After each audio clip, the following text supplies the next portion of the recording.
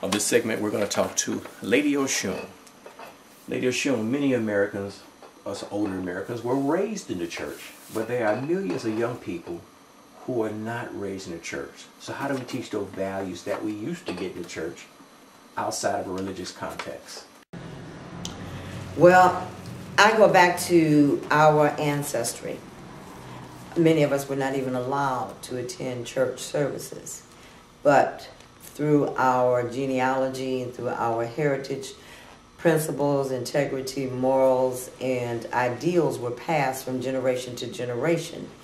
And in Africa, everything was an oral tradition to begin with. It never was a organized religion until we got converted to Christianity and to Islam. So I believe that even if a person, my dad, for example, my dad was not a church goer. What he did attend was AA weekly. He was religious about his attendance in AA. And those 12 steps were the stepping stones to a highly spiritual life. And he did what most churches try to teach, is to do unto others as you would have others do unto you.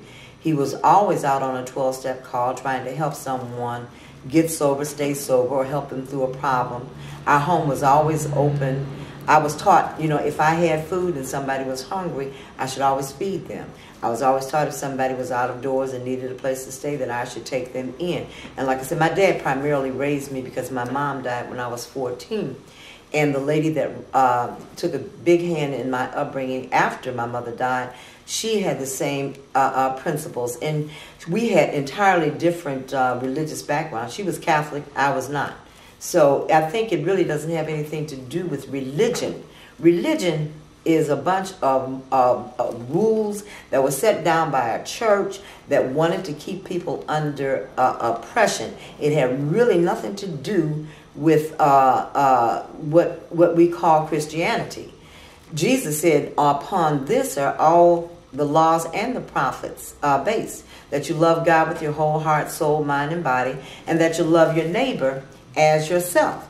Moses came along with 9,877 different rules, thou shalt nots, and these rules really had nothing to do with morals. They had nothing to do with principles.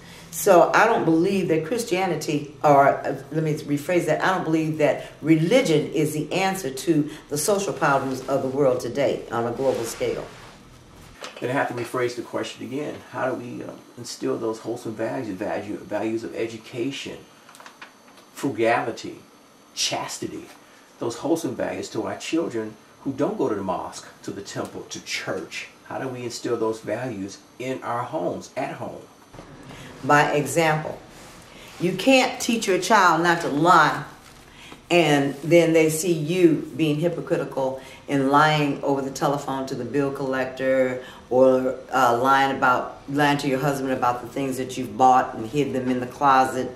You have to be the example that you want to set for your children, that you want your children to follow.